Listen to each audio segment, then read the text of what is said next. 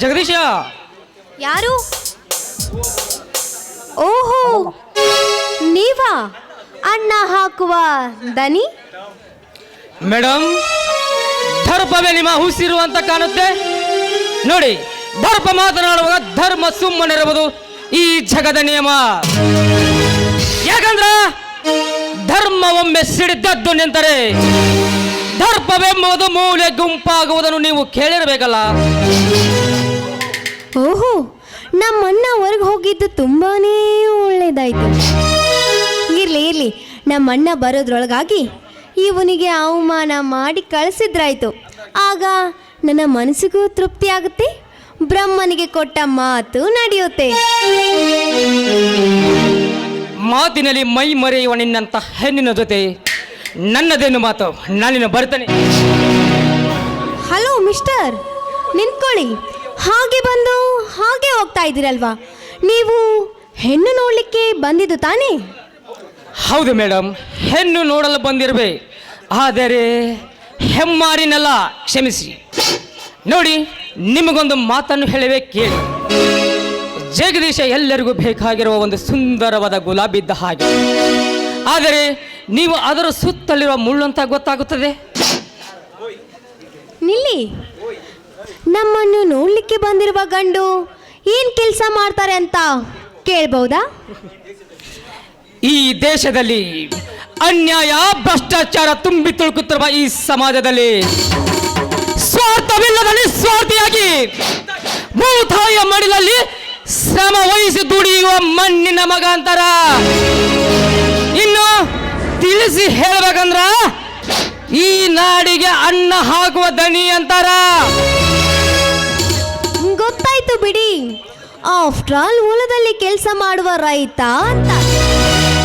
ನಿಮ್ಮಂತಹ ಮಾಮೂಲಿ ರೈತರನ್ನು ನಾವು ಮದುವೆಯಾದ್ರೆ ಸಾಯೋವರೆಗೂ ಸಂಕಟ ಪಟ್ಟಿದ್ದೆ.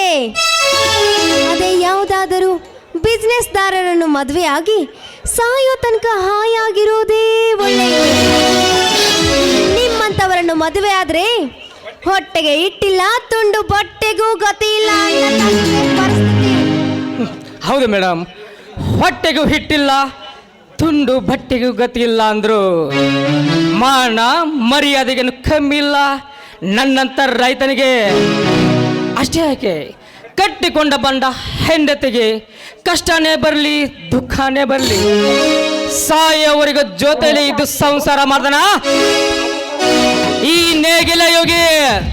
ಆದ್ರೆ ನೀವು ಆಸೆ ಪಡುವ ಆ ಬಿಸ್ನೆಸ್ ಗಂಡು ಒಂದಲ್ಲ ಒಂದ್ಸಾರಿ ಲಾಸ್ ಆಗಿ ಬಂದ್ರೆ ಕುಡಿದು ಬಂದು ಕಟ್ಟಿಕೊಂಡ ಬಂದ ಹೆಂಡತಿಗೆ ವರದಕ್ಷಿಣೆಯ ಕಿರುಕುಳ ಕೊಟ್ಟು ದುಡ್ಡಿನ ಆಸೆಗಾಗಿ ಸೀಮೆ ಎಣ್ಣೆಯಿಂದ ಸುಟ್ಟು ಹಾಕಿ ಮತ್ತೊಬ್ಬಳನ್ನು ಕಟ್ಟಿಕೊಂಡು ಬಂದು ಸಂಸಾರ ಮಾಡಿದ್ದಾರೆ ಅನ್ನೋದಕ್ಕೆ ಸಾವಿರಾರು ಸಾಕ್ಷಿಗಳಿವೆ ಈ ಭರತ ಭೂಮಿಯಲ್ಲಿ.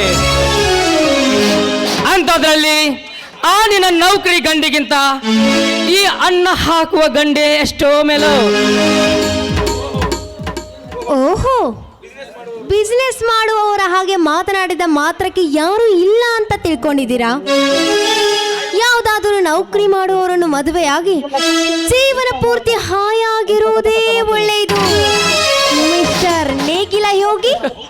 ಹೌದ್ರಿ, ಆ ನಿನ್ನ ನೌಕರಿ ಗಂಡಿನ ತಿಂಗಳ ಪಗಾರ 20,000, ವರ್ಷಕ್ಕೆ 2,40,000, 10 ವರ್ಷಕ್ಕೆ 24 ಲಕ್ಷ.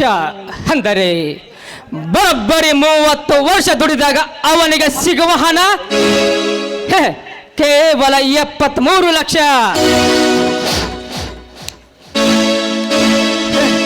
ಆದರೆ ಆ 73 ಲಕ್ಷ ನನ್ನ ಇವತ್ತಿನ 3 ಎಕರೆ ಭೂಮಿಗೆ ಸಮ ಅಂದಾಗ 30 ವರ್ಷ ದುಡಿಯುವ ಆಣಿನ ಬಿಸ್ನೆಸ್ ಗಂಡಿಗಿಂತ 3 ಎಕರೆ ಭೂಮಿ ಇರೋ ಈ ಭೂಮಿ ಪುತ್ರನೇ ಎಷ್ಟೋ ಮೇಲು. ಮಿಸ್ ಅಮೃತ ದೇವಿಯವರೇ, ಅಂದ್ರೆ ಬಂಗಾರದ ತಟ್ಟೆಯಲ್ಲಿ ಉಣ್ಬೇಕೆಂಬುದು ನಿನ್ನ ಕೆಟ್ಟ ನಿರ್ಧಾರ ಹೇಳ್ತಾ ಇದೆ.